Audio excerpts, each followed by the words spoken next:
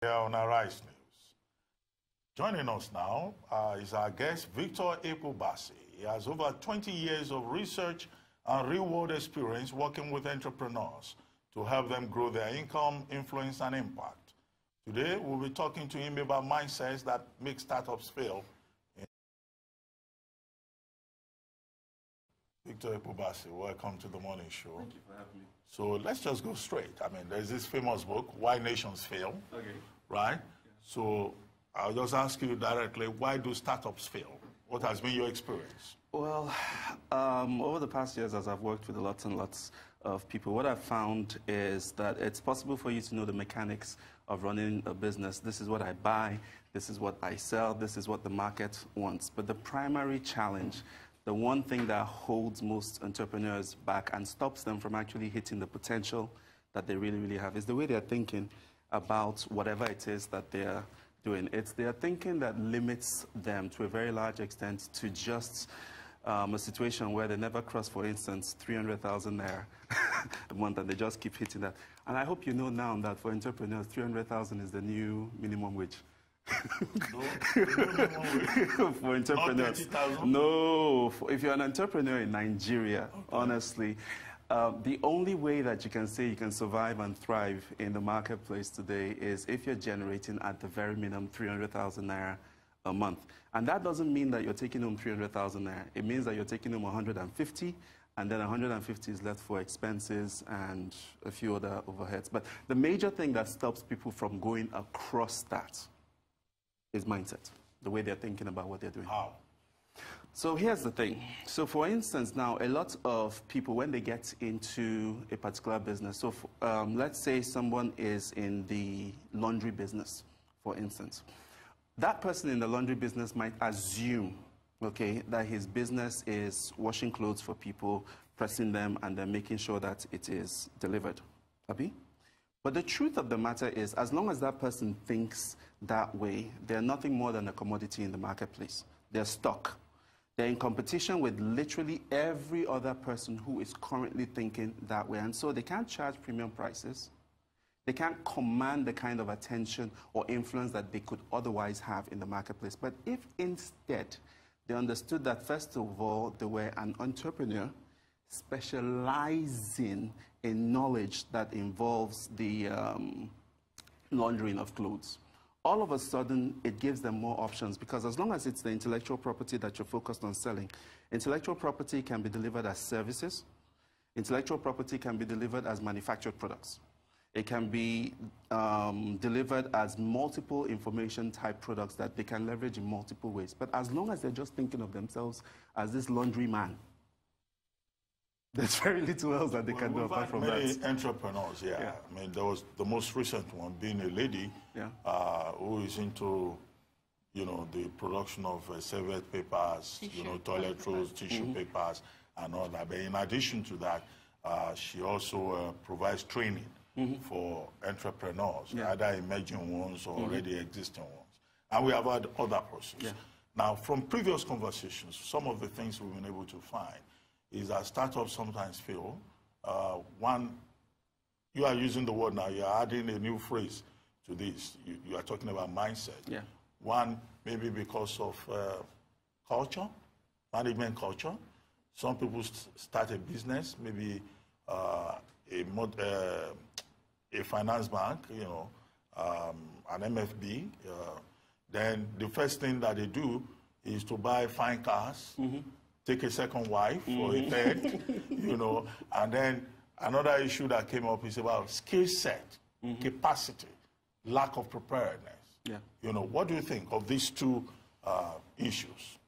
I think it still falls back to the same issue that we are talking about, because it's a mindset that determines what a person would do with the opportunity that they have with them.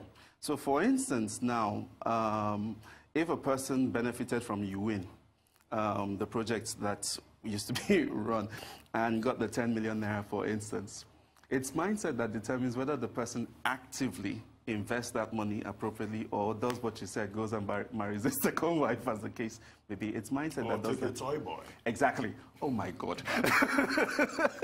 Let's not even go there. That would be really, really expensive. But here's the thing.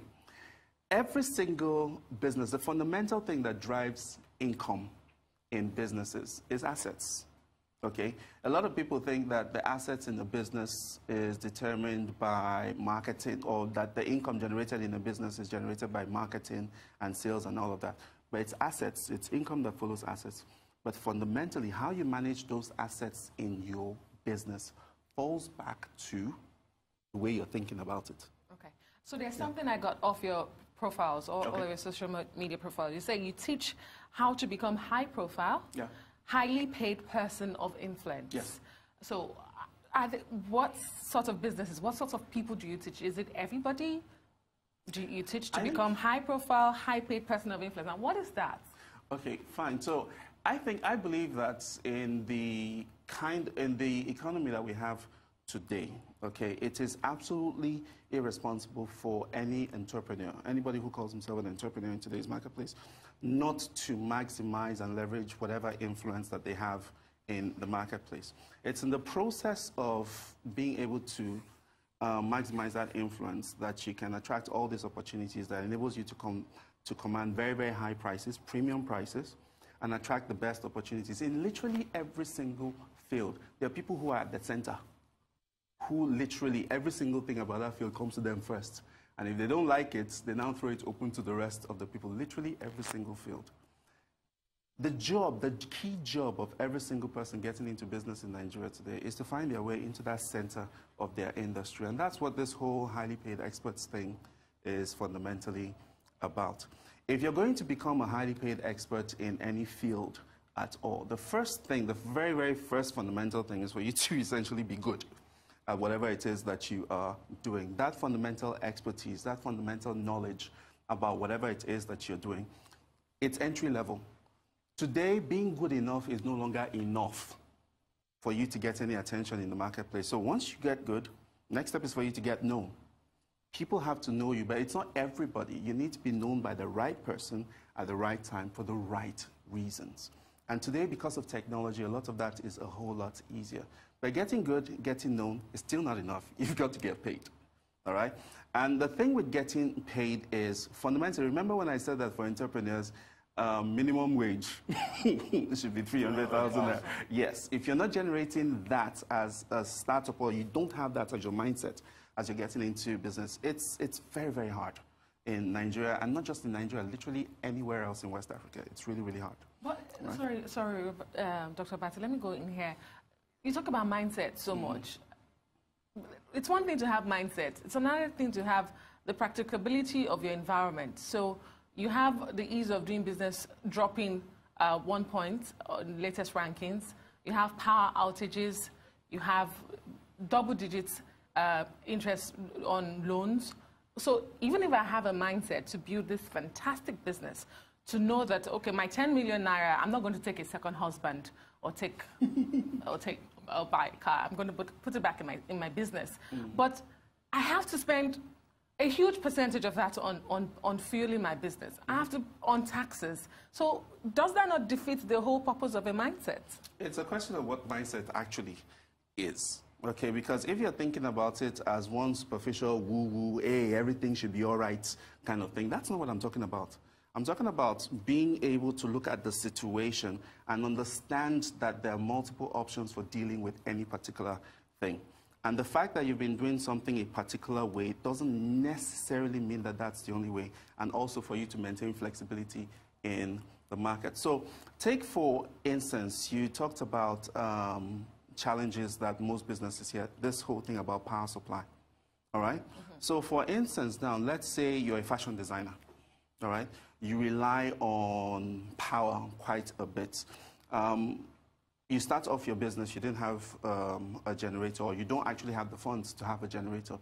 One way to think about it is to say, oh my God, I don't have money for a generator, NEPA will take light, I can't handle this, and then you just throw your hands in the way. Another way is for you to find out if there's someone you can collaborate with, who maybe has a generator that you can leverage for whatever it is that you're doing. Like I said, it's thinking. It's thinking. It's the way you're thinking about whatever it is. I believe that if all of us as entrepreneurs, or even as individuals generally, if we come to whatever challenges we're having in the marketplace from the standpoint of responsibility, from accepting the fact that, yes, there are challenges all around me, but there's always a way around every single thing. It might mean I don't go as fast as I would have preferred, but I can always take a step forward. I don't necessarily have to be defeated. I mean, you keep talking about mindset. Yeah. I mean, by mindset, I mean, you probably mean critical thinking, strategic thinking, you know, understanding the dynamics of what you do. But I raised the point earlier, which I don't think you've responded to. What's that? About capacity. Now, capacity is not something about intuition. How do you train an entrepreneur to develop the kind of mindset that you are talking about to be able to identify the right options?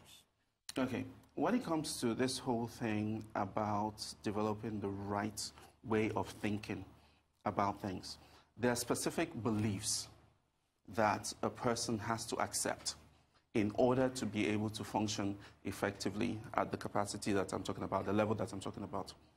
One of those beliefs, which today is very, very critical, is that technology is my friend. As simple as that, it can change quite a lot for people. My grandmother, okay, before she passed on, used to run this business where she produces polythene, okay, polythene that people will use for packing all kinds of stuff. And as of the time that she started, this was in the 2014, okay? As of the time that she started this, all that she was concerned about was just the small locality in Isheri. Then, after my younger brother talked to her a little bit about V-Connect and the values that that company could bring as a result of you putting your business there, it took a bit of convincing because my grandmother at that time thought I was a bit too complicated. But a small shift in the way she saw things gave her the ability to actually put this thing on the internet. And it brought orders for her from places that are outside of Isheri. It starts with fundamental beliefs. Technology is my friend, is a fundamental beliefs.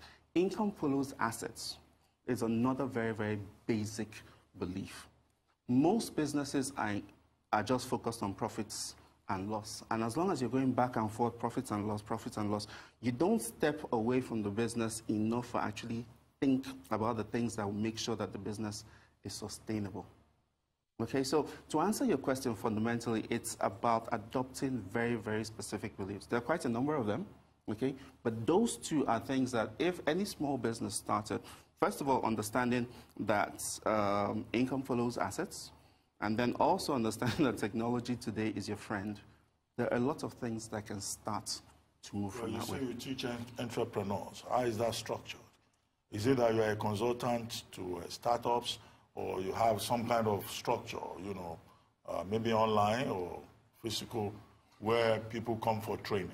Well, I wouldn't say I teach per se. More or less, I work side by side with them to actually implement the kinds of things that I am talking about. We started off in 2015 with a Facebook group called the Highly Paid Experts Network. And within the Facebook group, which is basically free, every single person has access to training that can help them do that. But outside of the Facebook group, like you said, consulting opportunities, actual service deliveries, and then, of course, coaching things that facilitate that for people. There was something you said about a group of people being the core, you know, players within any particular business choice. And that for you to be able to do well, you have to be... Find your way in there. You know, you have to find your way in there. But how about, you know, competition? How about differentiation? How about nickmanship? And the fact that certain markets are not infinitely elastic. So even if you join them, if you are going to pose a threat, would they admit you? How do you get into that core? And how elastic is the market? Now, there are certain markets, like you rightly said, that there's a lot of politics involved, and inner circle people that really, really, really hold it, okay? But for the most part, most small entrepreneurs in Nigeria, that inner core is very, very easy for them to get in. There are 5 things, and I can basically run through those 5 things very, very quickly. Number 1 is fundamentally their pitch, okay? When I ask you the question, what do you do? What do you say? Most people have never actually sat down to think about what their business is about and the pitch for it, because it's that pitch that actually, when you're talking to somebody who might possibly want to partner with you or open doors for you, it's that pitch that makes things work. Second, in today's economy, publishing, getting on the internet, getting information out about your business. Whether you're a roadside mechanic, I've got a man who lives not too far from where I live. He's a mechanic, okay? Doesn't have like a really, really big place, but he leverages himself through YouTube. So publishing information about whatever it is that you're doing via the internet is important. Leveraging yourself also not just with services, but productized service. Putting your service in a way that large numbers of people can access it in a very, very short period of time makes that also possible. Partnerships.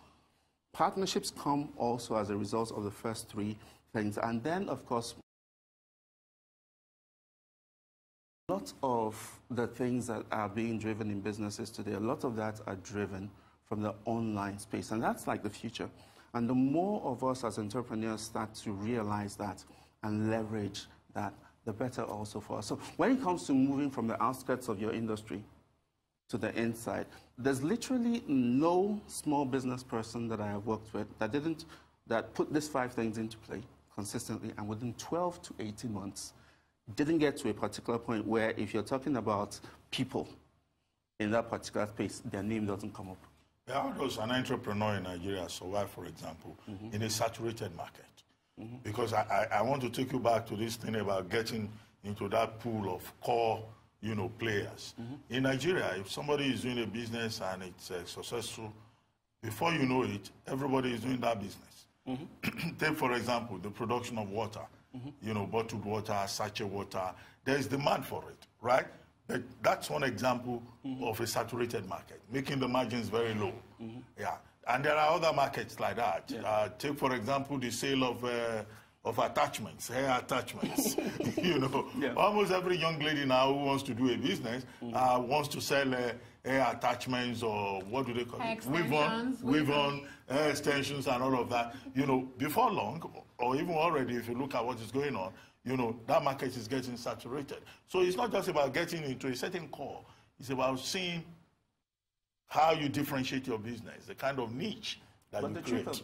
The truth I'm trying to query, your theory, your concept. But what I'm saying is not necessarily theory, okay?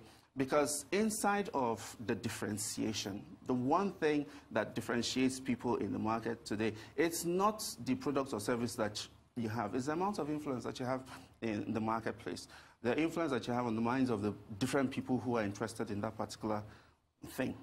And that is something that is ultimately within your control if you actually leverage the kinds of things that I'm talking about. Look, there are 3 kinds of assets that every single business has. Most businesses have not actually leveraged them. There are thinking assets, which is basically the intellectual property behind them. There are sales assets, okay? So imagine, for instance, someone like, let's say, Tiwa Savage. Tiwa Savage identifies with a small business that maybe was not having lots of profits. Marvin Records? No. Yes, from Marvin Records. So let's say, for instance, she identifies with a small business that was a restaurant. And maybe that restaurant wasn't very, very profitable. And she shows up in that particular restaurant and says that for the next 4 weeks, every Saturday, I'm going to be at so and so place. What will happen to that restaurant? Almost instantly, a lot of people are going to show up there.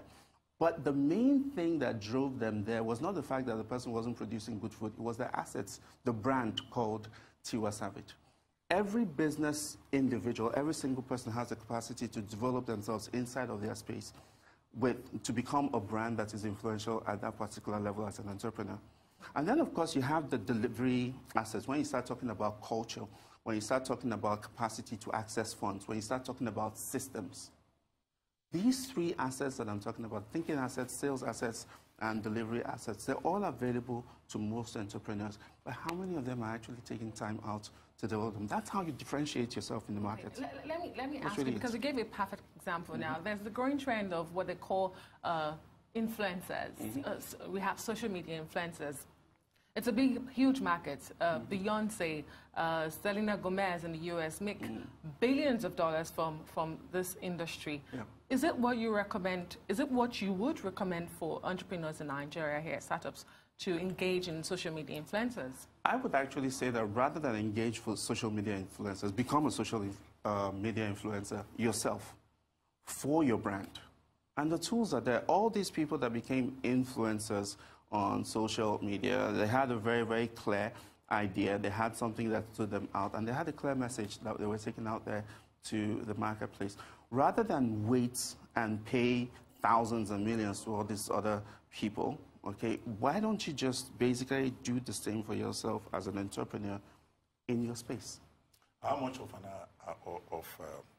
a challenge will you consider access to capital to be?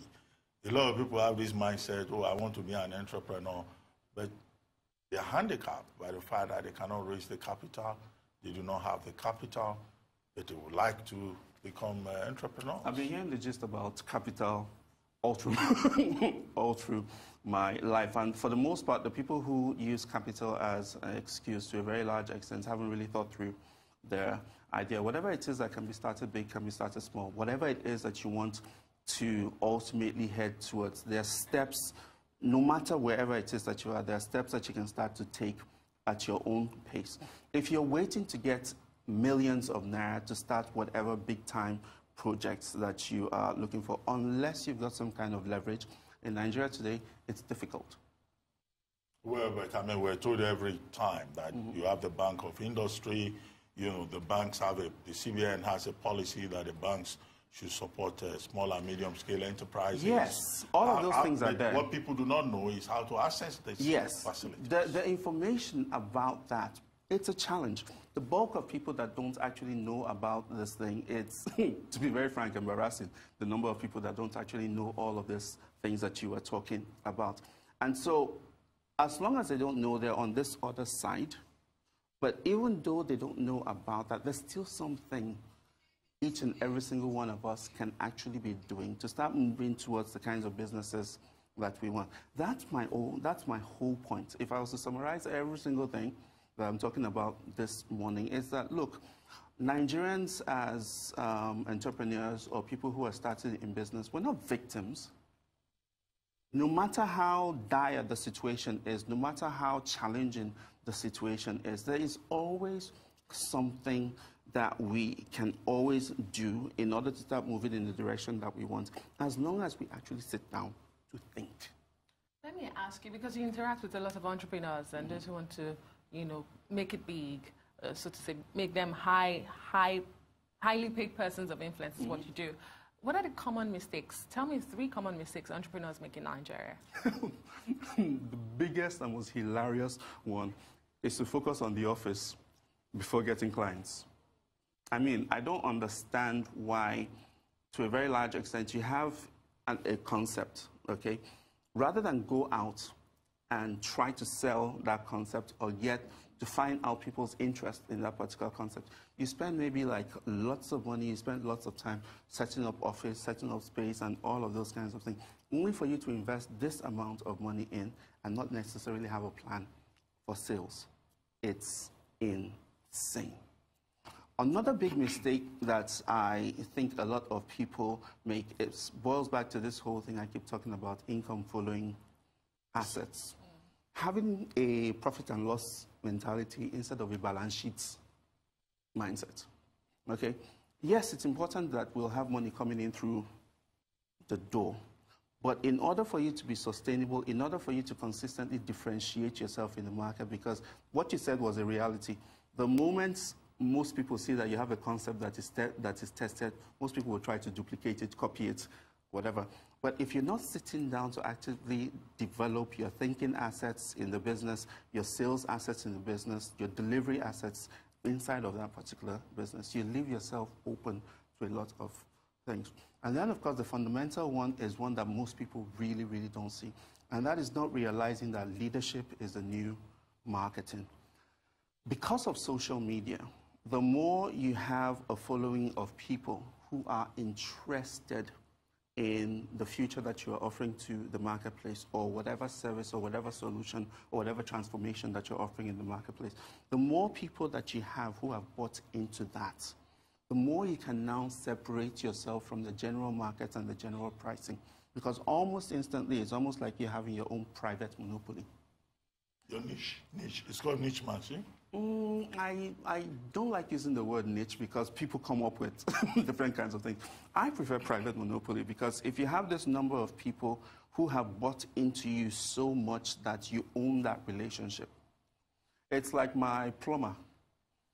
There are other plumbers around, but every single time I have a plumbing issue, by default, he's the person that I call. I don't even think about anybody else. Now, imagine if you had 1,000 people like me. Imagine even if you had just 100.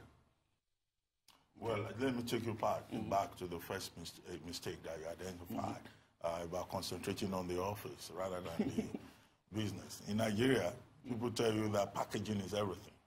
You know, that when you package that, the optics sometimes, oftentimes, in certain kinds of business, may be more important, you know, than the actual work itself, and that the optics, the packaging may help the business. That is that. Now, if you look at the environment, the ecosystem of startups in Nigeria, what kind of startups will you recommend to people in terms of your experience, the ones that you think will easily, you know, provide opportunities and progress? First of all, that's a very tricky question because to a very large extent, it depends on the person.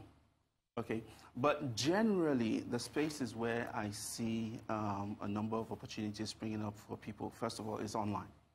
Okay, every single person, all of us sitting here, for instance, one of the easiest ways for you to get started online is basically with online courses and things like that.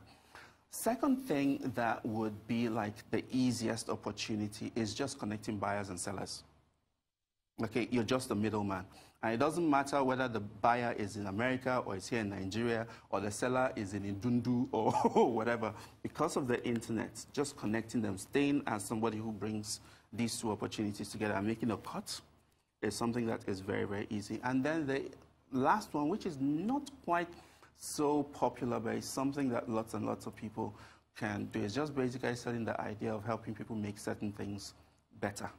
So for instance, someone has the capacity to design websites. There are lots of websites out there that are underperforming, okay?